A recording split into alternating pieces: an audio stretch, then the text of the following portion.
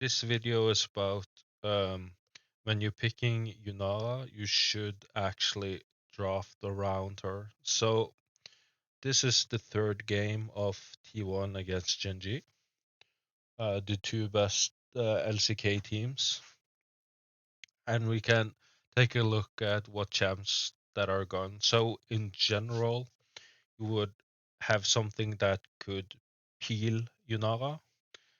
Obviously, you want some kind of front line, something that obviously can engage and disengage in one as like most composition.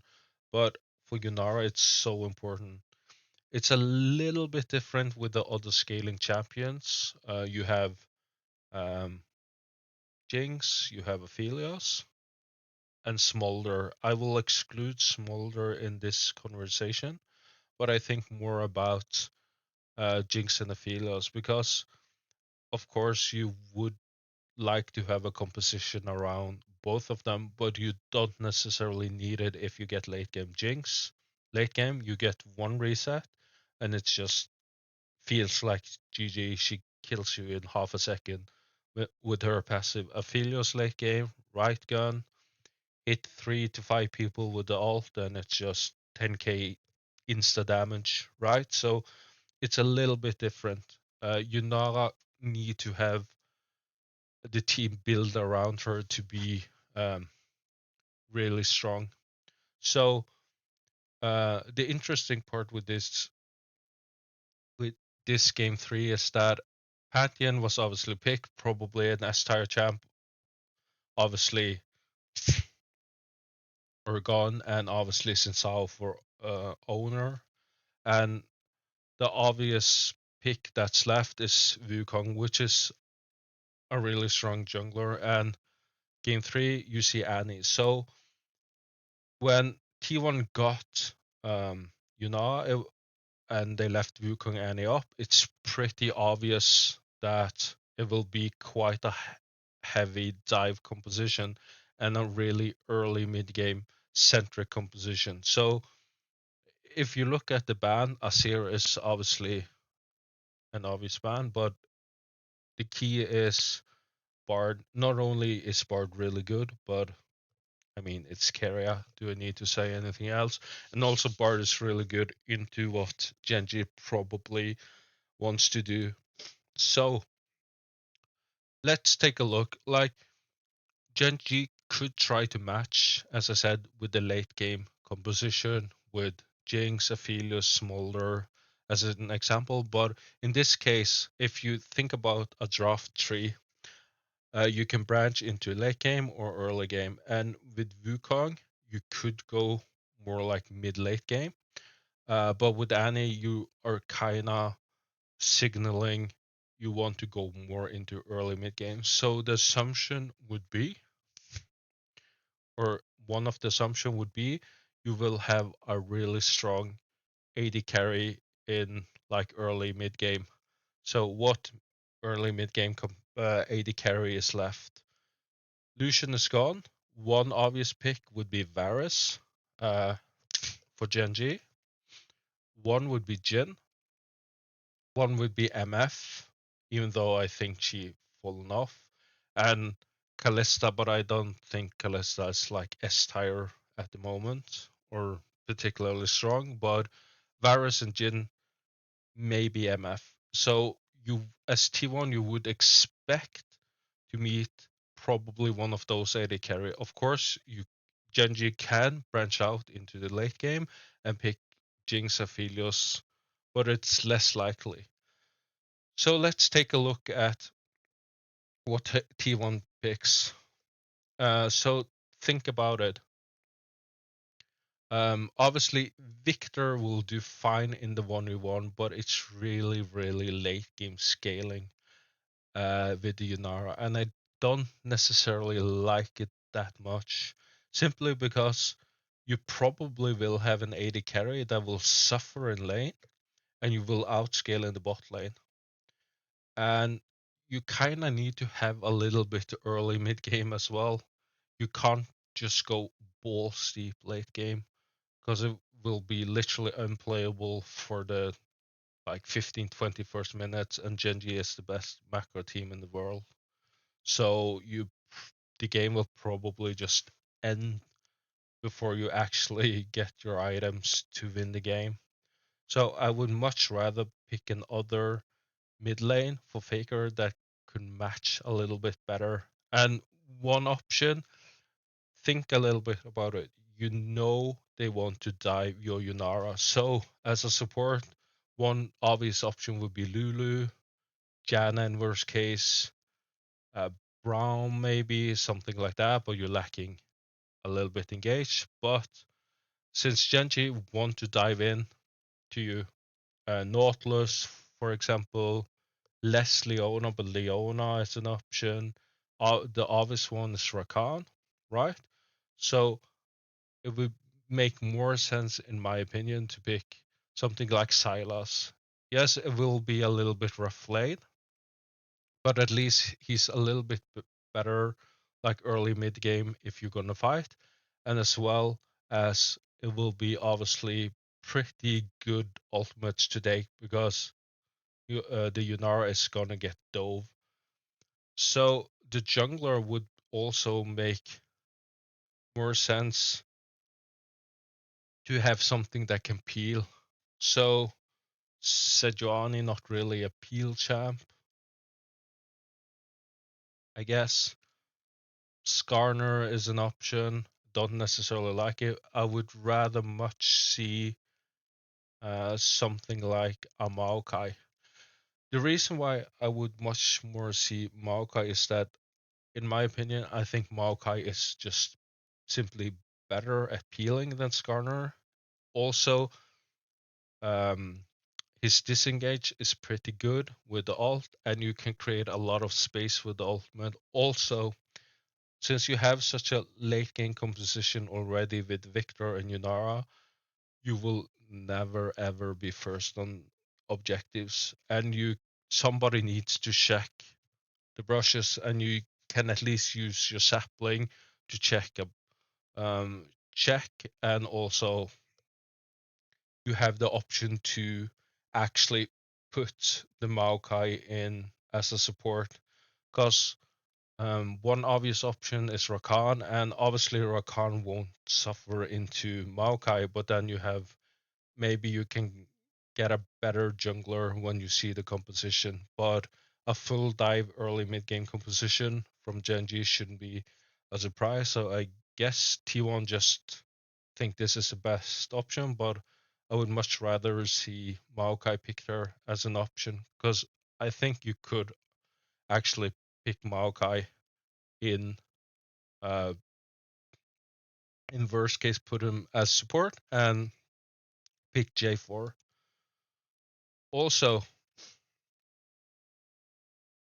um, as I said, at this point, it's also important to think about nothing can really punish Rakan.